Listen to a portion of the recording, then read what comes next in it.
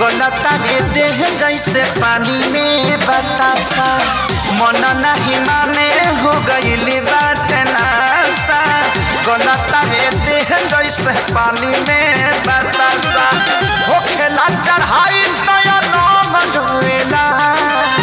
हो खेला चढ़ाई नया नाम जोएला जहिया सोटे न बोलमुआ पलंग रोएला हो जहिया सोटे न बोलमुआ पलंग रोएला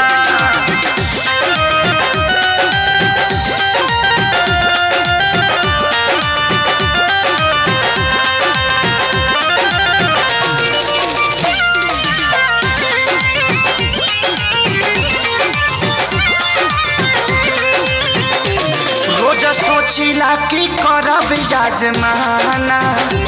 तब घटी जाला घटना रोजाना रोज सोचिले की करब याजमाना तब घटी जाला घटना रोजाना दूरी जो बनाई अंग अंग रोएला दूरी जे बनाई अंग रोएला जहिया सटे न बोलमुआ पलंग रोएला ओ जहिया सटे न बोलमुआ पलंग रोएला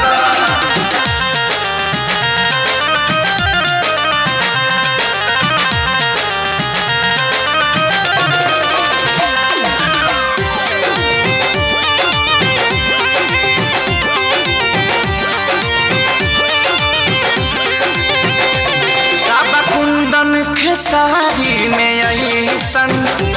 हम चिपक जाने चुंबक के जैसन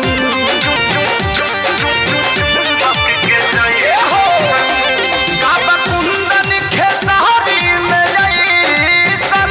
हम चिपक जाने चुंबक के जैसन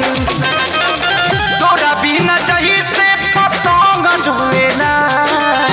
तोरा बिना जही से पतंग ढोएला जहिया सटे न बोलमुआ पलंग रोएला हो जहिया सटे न बोलमुआ पलंग रोएला